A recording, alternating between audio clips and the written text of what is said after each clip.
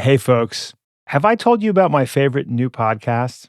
It's called The Next Big Idea Daily, and it's hosted by my old friend and colleague, Michael Kovnat. Every day, in just 10 minutes, you'll get a masterclass in better, smarter living from the best writers on the planet. People like Adam Gopnik, Greg McKeown, and Jesse Hempel. Follow it wherever you get your podcasts. Okay, now on with the show. LinkedIn presents.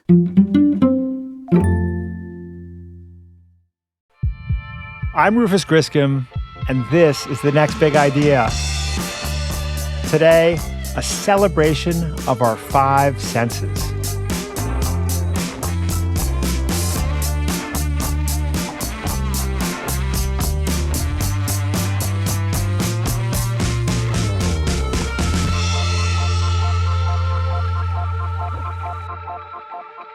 This is one of my favorite sounds in the world.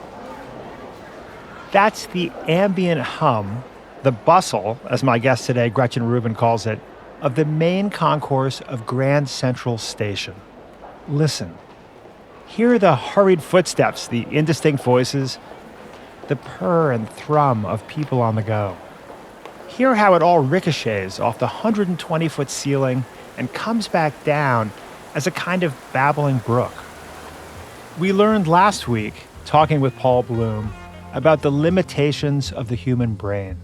Our memories, for instance, are more like impressionist paintings than photographs. They're evocative swirls of color and feeling, not facsimiles of reality.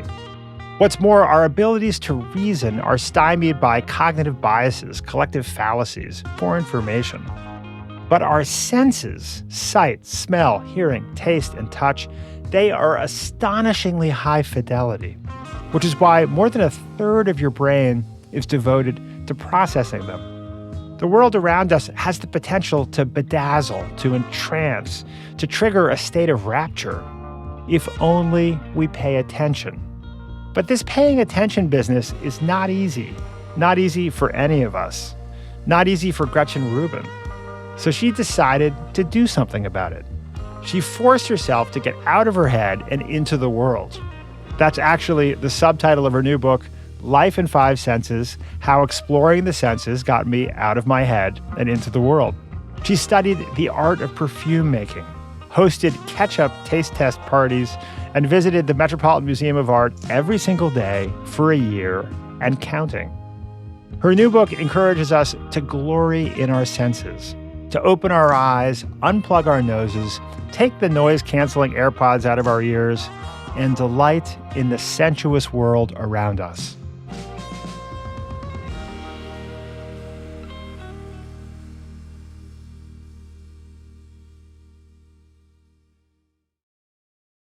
Hi, I'm DC Marshall. Hi, I'm Mita Malik. We are the co-host of the Brown Table Talk podcast, where we discuss how to help women of color thrive in their workplaces. And we invite allies to join us to help women of color win at work. We have a seat waiting for you. Subscribe to Brown Table Talk wherever you enjoy podcasts.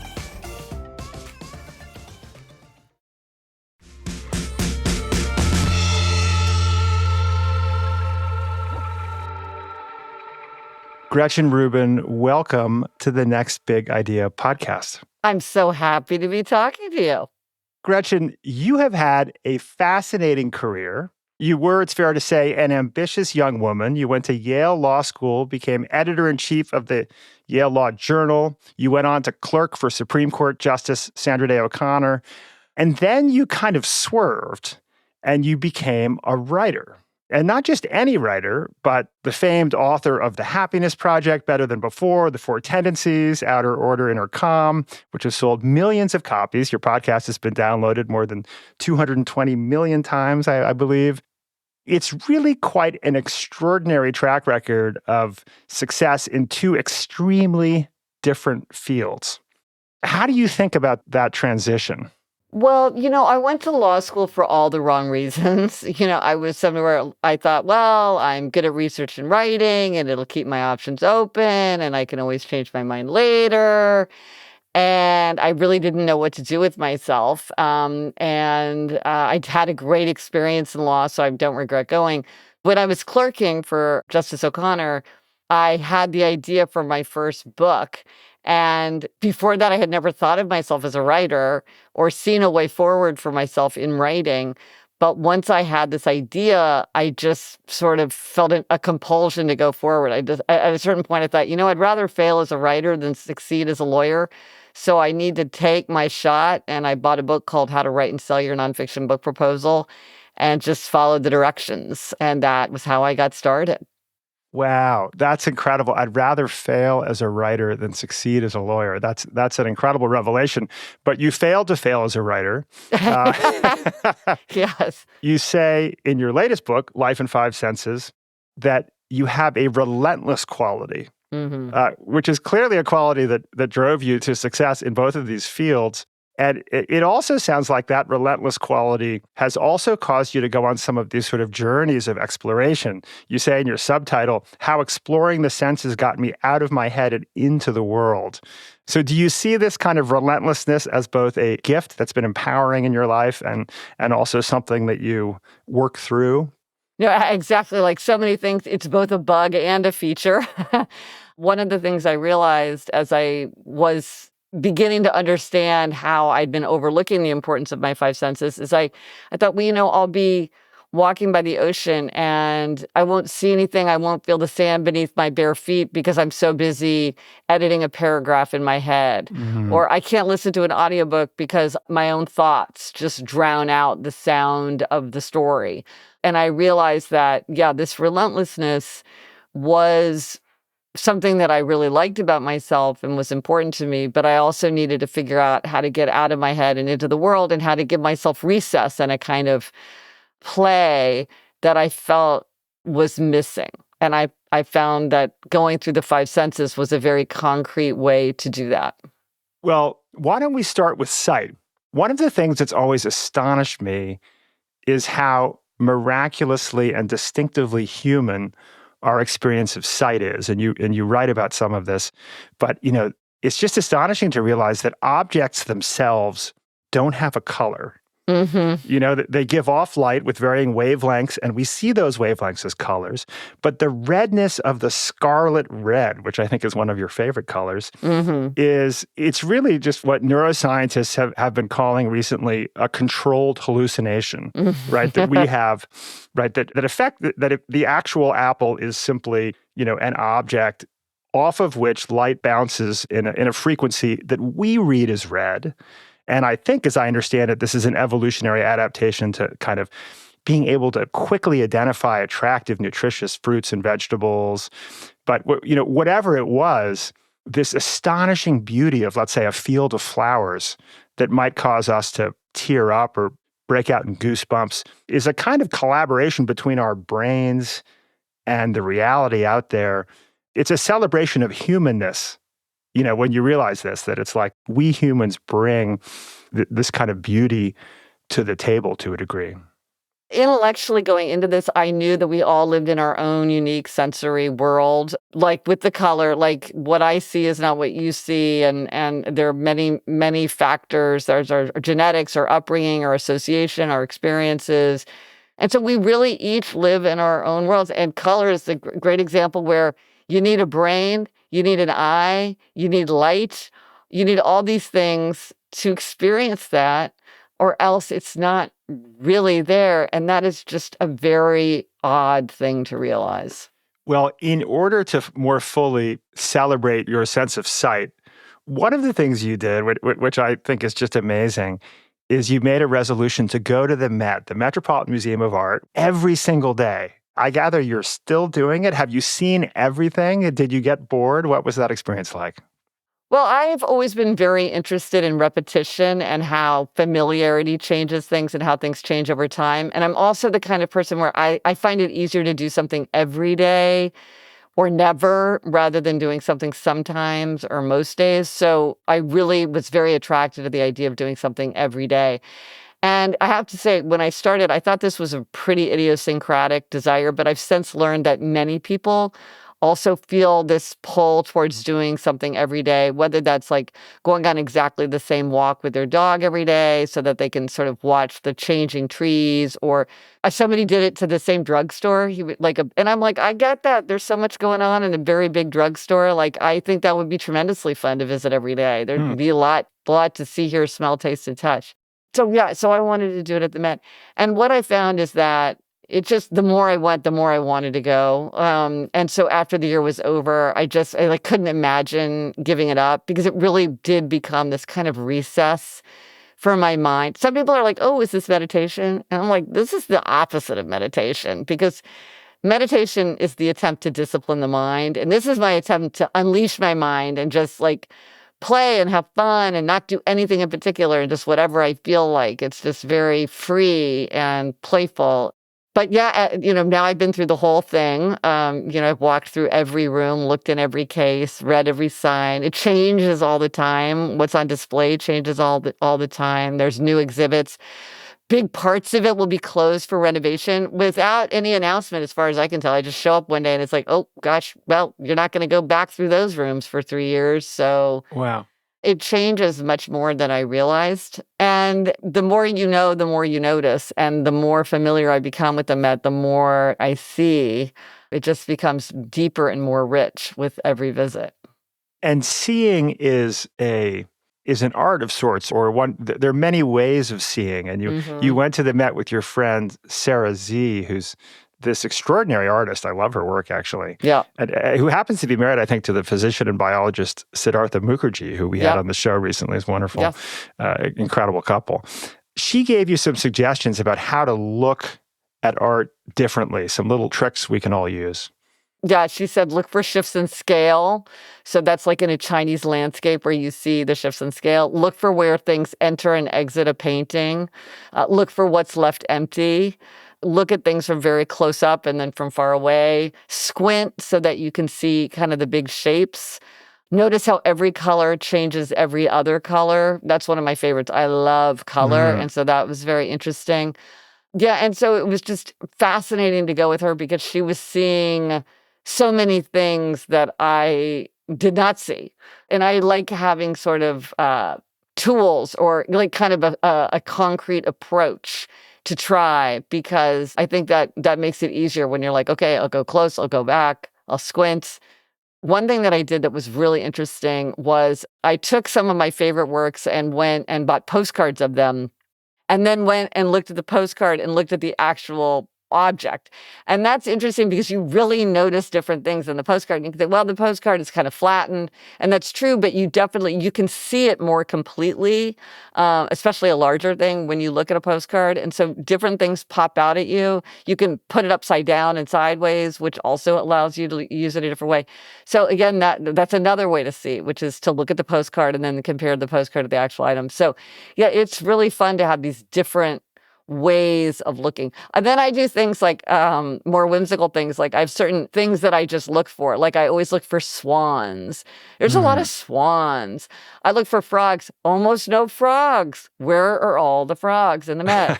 And so there's ways to make it. There's just all sorts of kind of little a quest is more fun than a jaunt. And so I give myself all kinds of like little fun exercises that I don't try to do every time, but I do when I feel like it. It's really interesting to me to think about what we consider to be worthy of our focus, of all of our senses to some degree, right? So like if we're obviously in a museum and we're looking at the Mona Lisa or something, we know that, our broader culture is telling us this is worthy of scrutiny and focus and squinting and looking at it in different ways and so on. But then there are sort of the ordinary things in life. I mean, I think about this with taste. Like we've decided that like wine and cheese are things that we will, really focus on sort of comparative taste explorations. Whereas we don't necessarily have the same level of focus with a lot of other things. And you at one point have this kind of beautiful moment appreciating an orange traffic cone, and the way it's lit by the sky and this sort of celebration of this everyday object. But this kind of like developing and flexing the muscle of focusing and seeing is something that we can do with great intention in a museum, and maybe we learn to apply everywhere.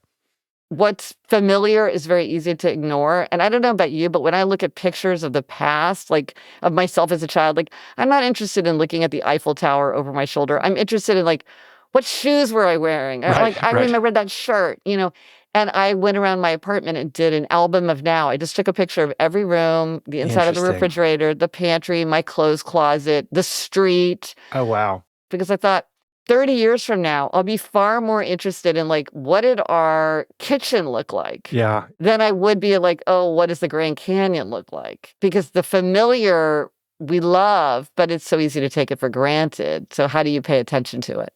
It's so funny you say that. And I think this is a great tip for any younger listeners, because one of my few regrets, I never took a lot of photos before the iPhone because I sort of felt like it was robbing the present for the future, that the focus on the photo opportunity.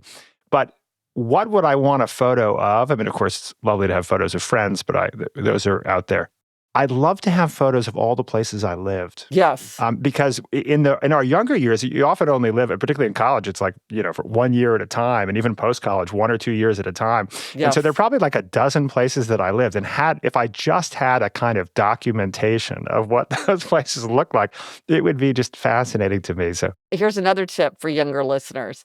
If you do want to go back to those old places that you lived, Rufus, what I did is I went online and looked them up in real estate websites. Oh, cool. And a lot of times you can find pictures of those places you lived. Now, sometimes they've been redecorated, and renovated beyond recognition. But I found houses, like my grandparents' house looked exactly the same. Interesting. That thing had not been touched by whoever lived in there after my grandparents did.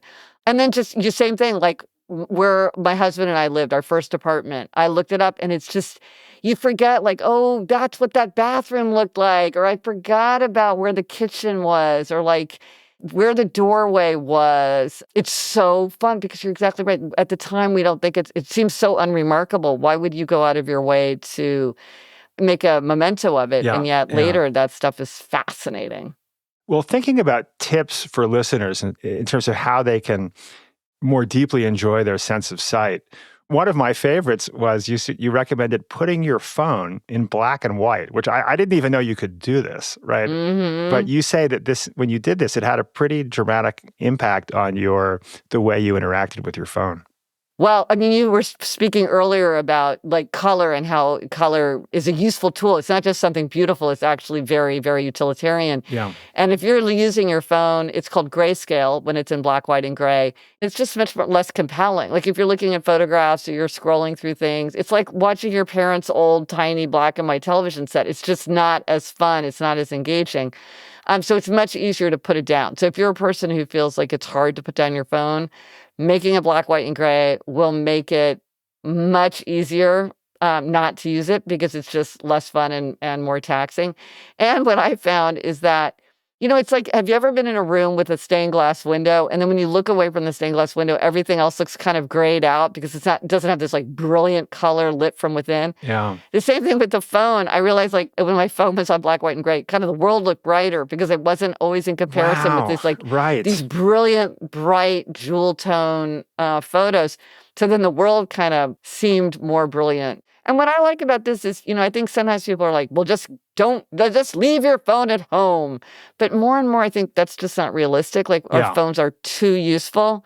So the question is, how can you use your phone as a tool that you need, but maybe change your engagement with it in a way so that you're getting the value out of it, but not the downside of it? Again, like turning off notification sounds.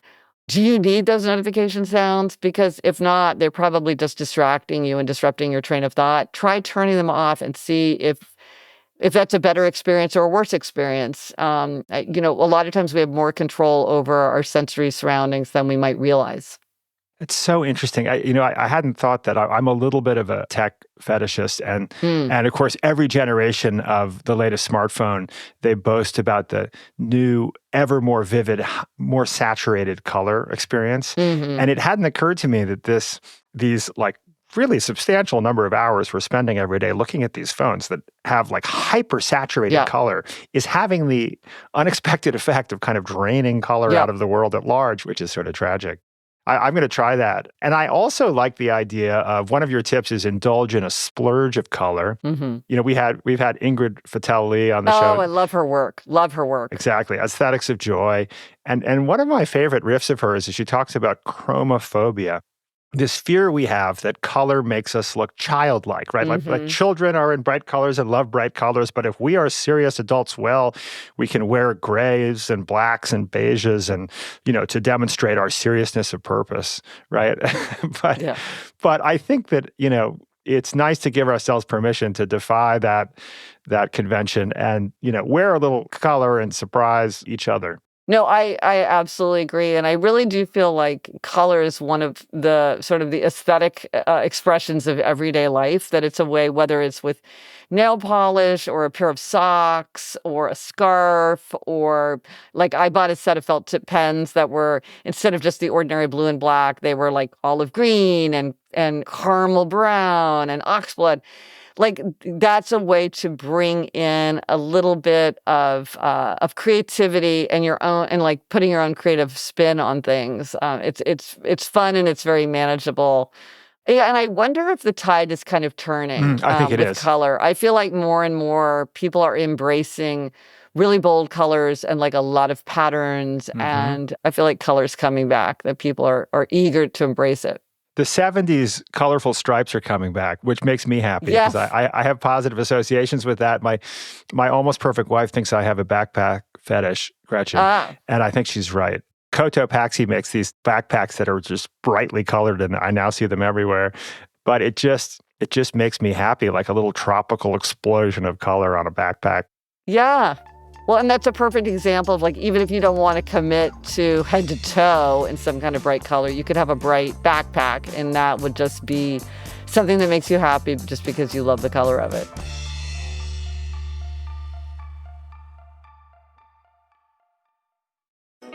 Hey, I'm Michael Kovnat, host of The Next Big Idea Daily. The show is a masterclass in better living from some of the smartest writers around. Every morning, Monday through Friday, we'll serve up a quick 10-minute lesson on how to strengthen your relationships, supercharge your creativity, boost your productivity, and more. Follow The Next Big Idea Daily wherever you get your podcasts. Hey folks, Rufus here. If you're a fan of our interviews with physicians, scientists, or entrepreneurs, then I have the perfect podcast recommendation for you, Raising Health. Previously called BioEats World, Raising Health comes from leading venture capital firm Andreessen Horowitz, A16Z. Each episode, Raising Health dives deep into the heart of healthcare, biotech, and AI with A16Z General Partners. Along the way, they explore the real challenges and opportunities in health and biotech entrepreneurship. Not to mention, you'll hear raw insights and actionable advice from notable guests like Omada CEO and co-founder Sean Duffy, and AI expert and In-Sitro CEO Daphne Kohler. Don't miss out. Follow Raising Health wherever you get your podcasts.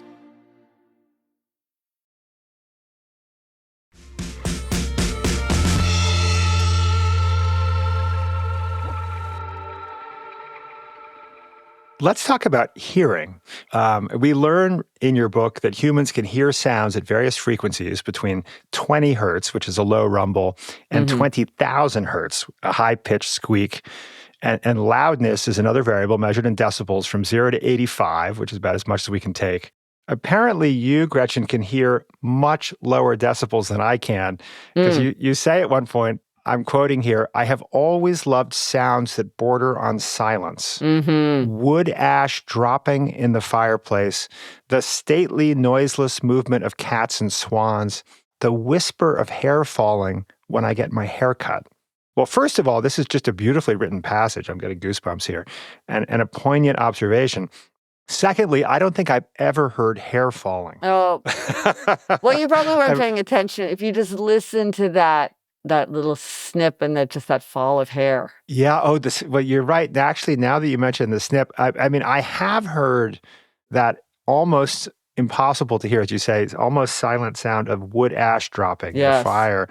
But I hadn't thought about it until I read that sentence in your book. No, I love those almost silent noises.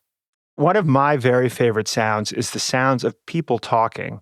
both in a duet, which you and I are engaged in right now, which as podcasters, this is close to our hearts. But I'm particularly fond of the sound of human voices when you can fade out the individuals and just listen to the collective sound that starts to take on the sound of like a babbling brook or a river. Busy hum. Yes, right. And then you'll occasionally have these sort of rises and falls of the collective sort of humanity in the space. And my single favorite place to listen to this, I don't know if you've heard this, is in Grand Central. There's something about the arched ceilings and the scale of the space that makes the sound of all these people talking just gorgeous, even though they're probably talking about what time their train leaves or something, but collectively. Well, I can't wait to go to Grand Central again and pay attention to that because I've walked through there, 1,000 times, and I never stopped to think like, well, what is this? Because it's a cavernous space, very, very echoey. Yes. But it's not cacophonous. And so I can't wait because it is. It's a kind of it's a bustle. Yes. People are going places. There's a lot of passing back and forth. So it's not the same thing as like a busy coffee shop. Well, there's a way in which it's sort of, it might be the acoustics of the space, a little bit muddled and rounded out and softened. It's really softened. But I think there's an optimism about traveling to the new place or getting where you're going that sort of comes through as well. It's very distinctive for me. That is so interesting. I cannot wait to go back to Grand Central. Well, it's funny because in the Met, one of the things that I paid a lot of attention to was the sound. And there's this one place in the Met where the Great Hall is where, like, when you walk in, there's just this huge hallway, and that's where you get your tickets and get oriented and everything. And it's a double height, or more than that. It's very, very high. And it's surrounded by a balcony. And if you're standing on the balcony on the second floor, you hear all this just like really, really loud noise of all the people coming in. And if you just walk in one gallery where there's sort of a monumental statue of the Buddha, the sound instantly drops. It's like you walk through the doorway and it's like whoosh. And it's so effective because even if you're not consciously aware of it, you're like, it feels like so much more of like a sacred space because you feel like, oh, I've left the ordinary world behind. Now I'm in some place, even if it's not that quiet because there are people in there talking, it still feels so much more quiet that it's so effective. Yeah, so big spaces have a very distinctive quality of like what the human sounds sound like there. And then it changes as you're in a different size of room and you have different kinds of echoes and different numbers of people in there. But again, it's like I've walked through Grand Central so many times and it never occurred to me to turn my attention to that sound. And I bet I'll think of this conversation for the rest of my life when I walk through Grand Central. I walk by that big clock and I'm like, oh, if Rufus were here, he would be so enjoying the sound of these people talking. As part of your sound exploration, you spend a lot of time with music. And it sounds like before this exercise, you didn't think of yourself necessarily as a music buff. I think you said you only had 36 songs or something on your phone. But you now have put together a music apothecary. Mm-hmm. So music, I guess you've come to see as a kind of medicine. I would say after taste, hearing is my most neglected sense. And I had always felt very kind of cramped and almost wrong about music. Like other people seemed to like it so much better than I did. And they listened to so much more music and they wanted to go to concerts and they knew so much more about it. They were always listening to new music. And I just never felt like doing that. And so I always felt like, well, I'm just somebody who doesn't appreciate music. And then a friend of mine, actually the producer of the Happier podcast, so he knows me well, and he's also a huge music guy. He said to me, but I think you do appreciate music. I just think you like it in your own way. And that for the first time, it made me stop and think like, well, how do I like music? Like, instead of feeling like, well, I just like I was the wrong way, or it was too small. I said, well, what is the reality of how I like to listen to music? And I realized that I would call myself a song lover, whereas most people are music lovers. So I like one song. I like this song. But if I like this song, that doesn't make me want to listen to more songs from the same artist or the whole album or a whole genre of music. It doesn't make me want to try new things. I just like the one song. And once I embraced sort of my own way of loving music, I realized, well, music has this tremendous power to shape our emotional and even our physical experience. It's so powerful. Why don't I try to harness it myself? And I looked at the songs that I loved, and a lot of them were kind of like meditative or melancholy. And I thought, but no, I'll create an audio apothecary to cure the blues. So when I want to feel cheered up and high energy, I'm going to make myself a list of just those songs. And I had so much fun putting it together. And back to our point about what you notice, when I was thinking to myself, like, oh, I need to gather songs for my song loving list and particularly my audio apothecary, I started noticing them much more. Like I'd be in a restaurant and I'd be like, oh, I love this song, instead of just having it fade out of awareness. So doing it, I had the fun of listening to the playlist, but I also had the fun of making the playlist and being more attuned to that music since I was like seeking it. It's such a great observation that there are very few things that can change our mood as quickly as music can. I think for me, it's like the weather, like particularly like living in New York City as we do. It's special when when it's sunny and beautiful out. And I feel like I have no mood choice. When the weather is beautiful, I'm incapable of not being happy on some level. And music is the other variable that has this effect. And I love this notion that like we can use, I imagine a lot of people do, but we can use playlists like a pilot uses the flaps on an airplane wing, right? I mean, to sort of adjust our mood in one direction or the other. And I was listening to your wonderful Music Apothecary playlist on Spotify this morning. And you just don't have a choice but to smile. When you listen to the Beatles, I've Got a Feeling. Yeah.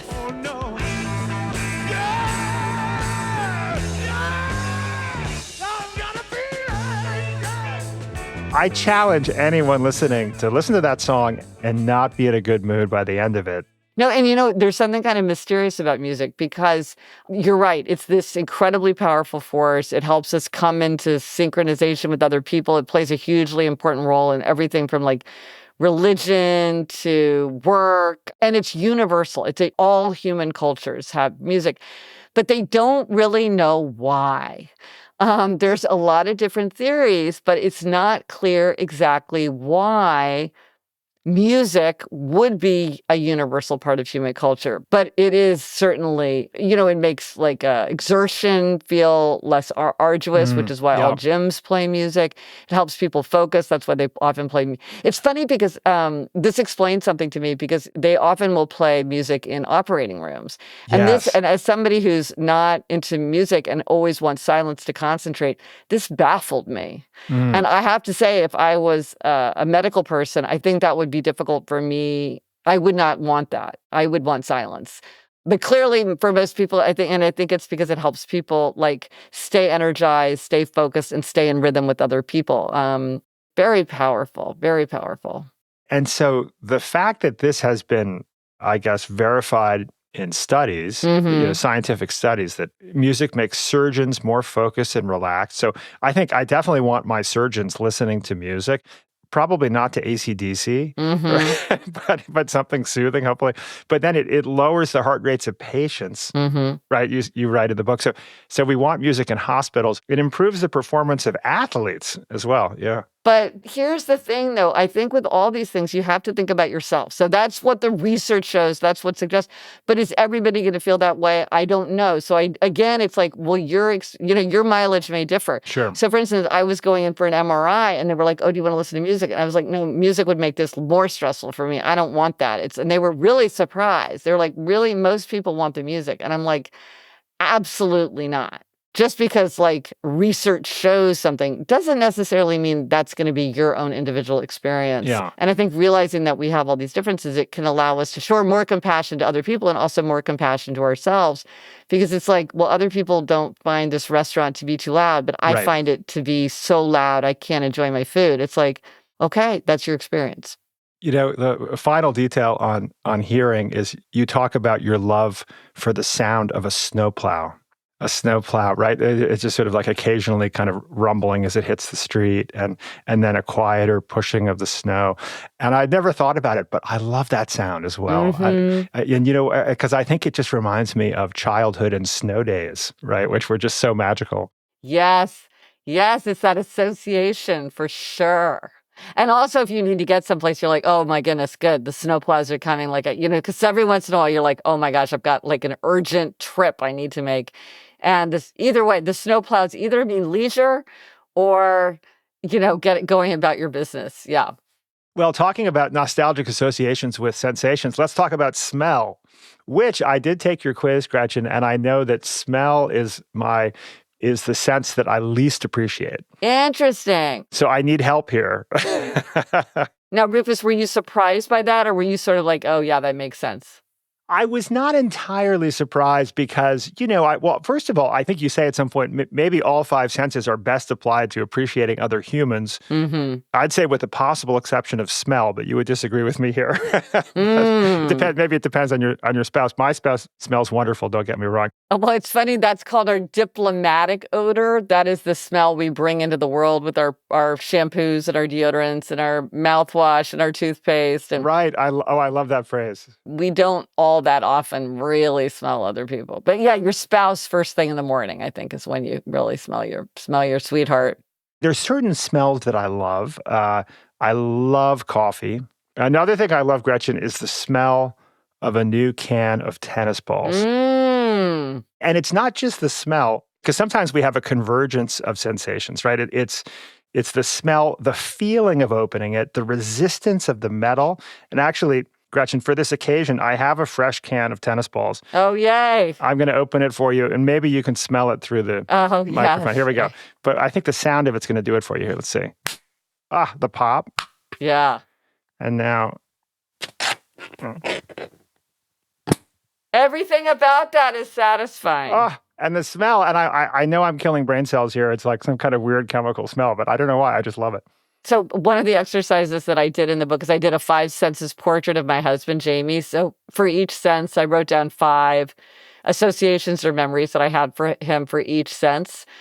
And then when the book was done, my editor said to me, well, you should do that for yourself. You should, with your About the Author, you should do a 5 senses portrait of yourself, which is very funny because I was like, I just wrote this whole book about me and the 5 senses, and yet this feels like a whole new exercise. So it was very, very creative and fun. But Rufus, if you were going to do a 5 senses portrait of yourself, that would clearly be one of the senses that feels very true to you. It feels like something that is a core smell for you. I do think that that this is a sense that I would like to explore more. I was intrigued by, I think you you took a course on sort of the perfuming smell combination art and bought a set of different smells and bottles, which all that intrigues me. Well, you love coffee, and I have, what is it called? I think it's called Nez du Café, N-E-Z, Nez du Café. It's very expensive, but it's a kit where it separates all the different notes that you might perceive in coffee. So it's things like butteriness, potato, chocolate, smoke, all these different things, and it pulls them out so you can really experience it kind of alone. I think there are 36 of them. And then it's meant to help you then when you are tasting coffee, it makes it easier to identify those because you sort of had it in pure form. It's super fun. And I think they have it for red wine and white wine too, and maybe even whiskey. If you're thinking like, I want to tap into my sense of smell more, this might be a way, since you already know you love the sense of coffee, this might be a way to push yourself in a way that feels exciting and new, and yet also will deepen your appreciation of something that you already love.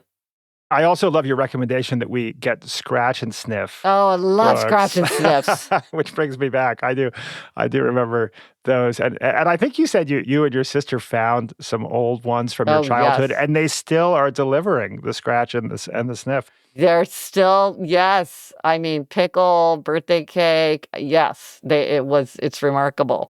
The smell of old cars, particularly old sports cars, you'd smell like burning oil, leather, maybe even a faint moldiness of the carpet, a little bit of gasoline, just magic kind of bouquet of smells for me in an old, some old sort of Fiat or Triumph or some old car.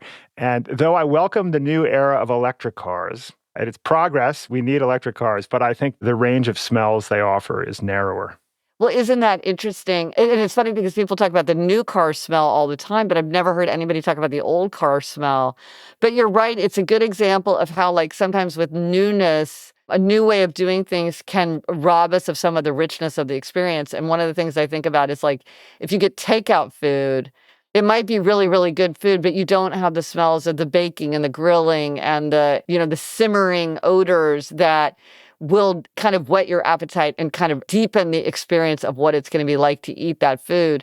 And same thing, it's like an electric car. It's like, yeah, it's a good car, but it feels sort of flat and uninteresting compared to like all the old intense smells of the old car.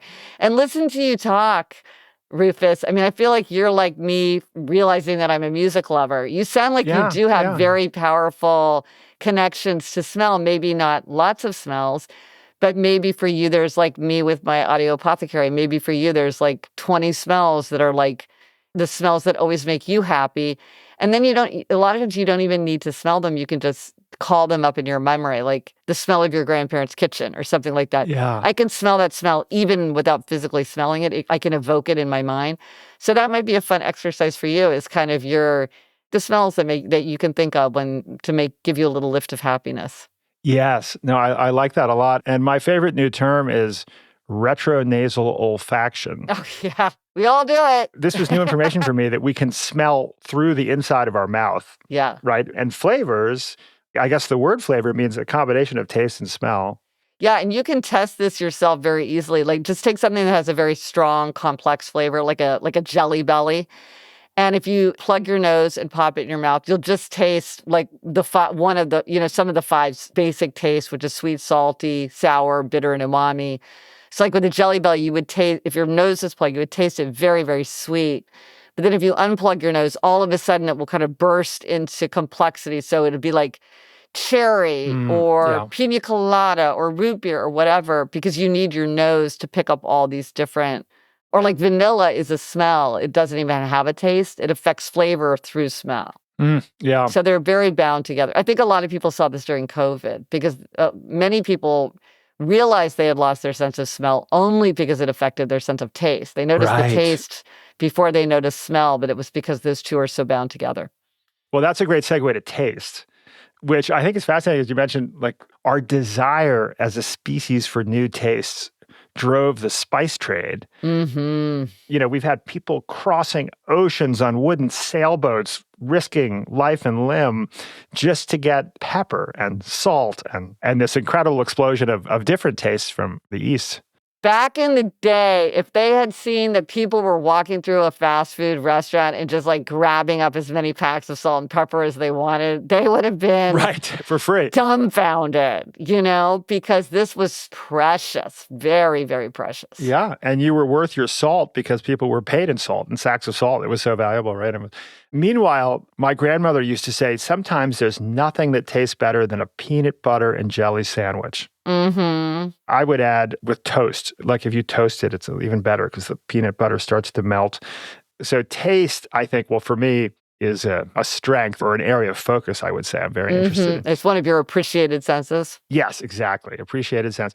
I am very interested in the exercise that you took of going beyond these sort of, as we said earlier, there's a range of things that we are culturally accustomed to savoring and comparing with one another. Wine, cheese, what have you, flights of beer, caviar, I don't know what people taste, right? Right.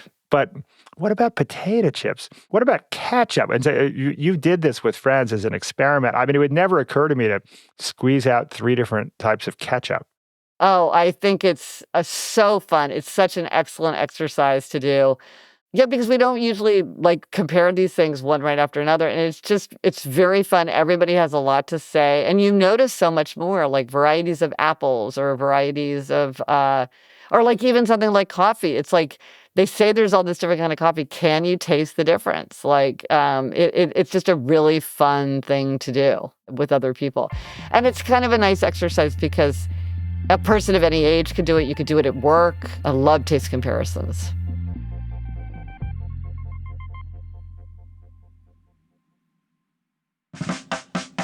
The Next Big Idea is sponsored by the Next Big Idea Club. That's right. The Next Big Idea is more than just a scintillating podcast with a debonair host. It's part of the coolest learning platform on the planet. Here's how it works. Every season, our curators Malcolm Gladwell, Adam Grant, Susan Cain, and Daniel Pink handpicked dozens of the best new books. Then we partner with the authors of those books to create Book Bites. These are 12-minute audio summaries written and read by the authors themselves, and the only place you can find them is in the Next Big Idea app. And that's not all you'll find once you download it. Our app also has beautiful audio and video e-courses, ad-free versions of this podcast, bonus author conversations, and lots of other mind-expanding content. Download the Next Big Idea app today. Better yet, do it right now. Pause this recording, go to your app store, and search for Next Big Idea. Getting smarter has never been so easy.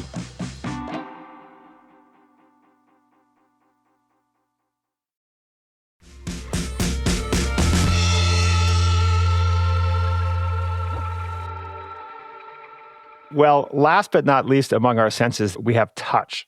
My gosh, Gretchen, I might start with a memory I have, which is in second grade, I was the teacher's pet. And the teacher, I had an extraordinary teacher named Mrs. Danforth, and she was just beautiful. And I was very much in love with her in a second grade kind of way. Yeah. And during slideshows, as I remember it, she would sort of comb my hair with her hands in the back of the class and maybe braid my hair or something. It might have been the apex of my life. I was like 8 years old, right? But there's something just so powerful about human touch. And it feels like maybe a lot of people today don't get as much of it as maybe we need. Appropriate touch, like desired touch, is incredibly powerful. For sure. If babies don't have it, they will not thrive. It's interesting. My older daughter, Eliza, was born early, and I would go to the neonatal intensive care unit every morning and scrub in, and then sit with her in a rocking chair and just hold her against the bare skin of my stomach. It's called kangaroo care. Because they just have so much research that really will help a baby to thrive. And then adults also need it. And if you look at a lot of practices that are associated with comfort and healing, they are often they do have an element of touch in them. Like, I love a massage. Me too. And I feel like it's pleasurable, but I also feel like it's healing in some way. Yes. And I'm kind of surprised there's not more research in this, because we have a whole system of just picking up sort of human touch, affectionate touch. So clearly it's extremely important to the body because it's so carefully monitored. But of course it has to be appropriate. That's why, there's a lot of rules and conventions about, and not to say laws, about it. But what I found in my own life is, just touching somebody really changes the nature of engagement. And with my husband, like when we have to have not even like a difficult conversation, like it's some terrible subject, but more just like it's just boring logistics that we're both kind of crabby about. If I put my hand on his back, or if I make sure that our knees are touching, it will change the atmosphere of that conversation, because you feel more tender and more affectionate to somebody when you're touching them. It's harder to be snapping or crabby or yelling at someone if you're touching them. I grew up, as I think maybe you did, Gretchen, in a white Anglo-Saxon Protestant family, for better or for worse.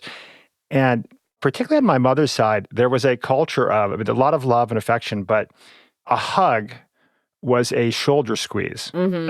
Yeah. Right? It was sort of a process of like, that was my family squeezing too. your shoulders from the side. And to this day, I'm 55 years old. My mother's like almost 80.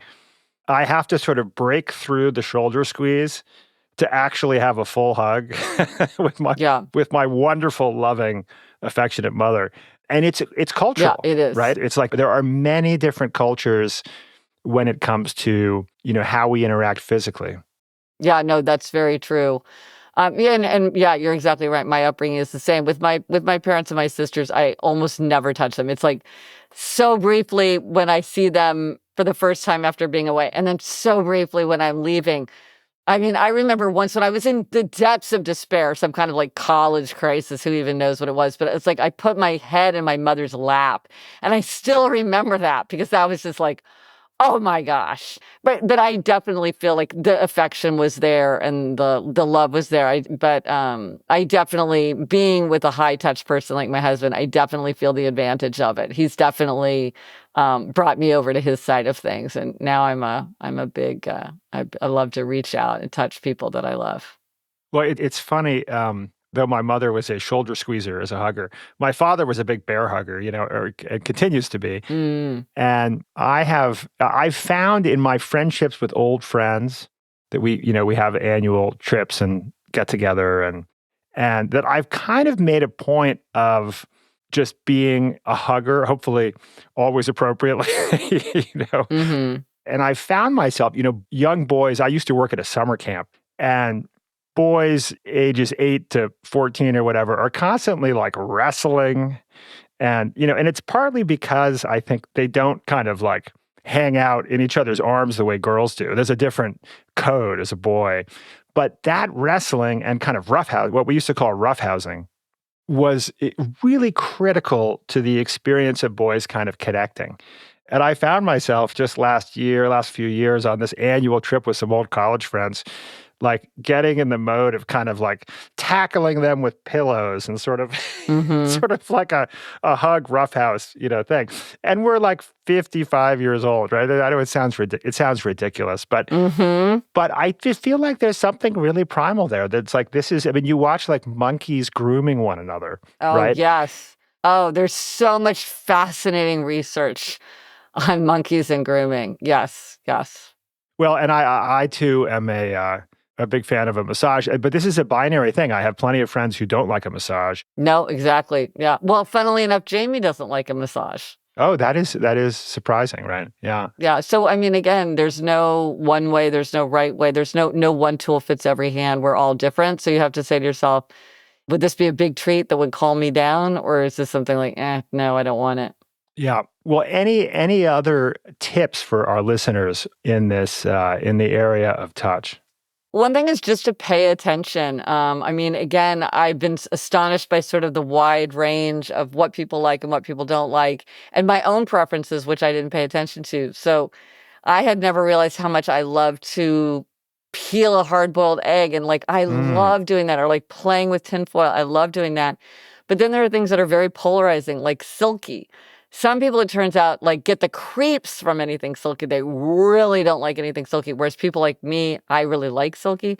I've talked to people who don't like to be submerged in water, like will take as quick a shower as they can, won't go in the ocean, won't go in a pool, won't take a bath. And then there are people like my father-in-law who sometimes takes a bath twice a day because he loves the feeling of being submerged in water.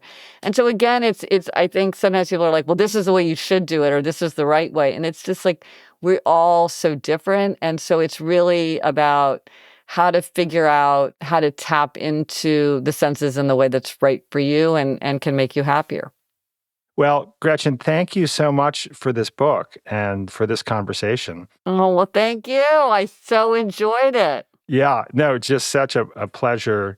Life in Five Senses, How Exploring the Senses Got Me Out of My Head and Into the World by Gretchen Rubin, just coming out.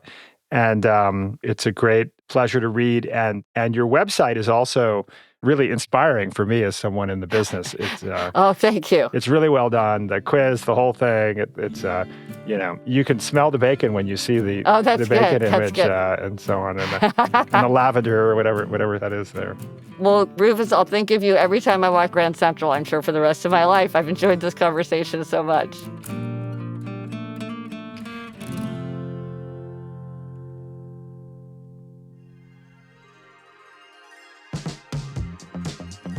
What's your most neglected sense? Find out now by taking the quiz at GretchenRubin.com.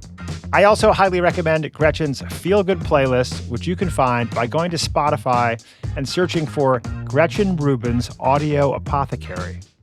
I'd love to know what you thought of this episode. Did it change your view of your five senses? Let me know by signing up for my newsletter and jumping into the comments. The newsletter is called The Next Big Idea, and you can find it by searching for me, Rufus Griscom, on LinkedIn. There's also a link in our episode notes. Today's show was produced by Caleb Bissinger. Jason Freeman's most appreciated sense must be hearing because his sound design is masterful. We would let the team at LinkedIn perform surgery on us with or without music playing. I'm Rufus Griscom. See you next week. Oh, and one more time, for good measure,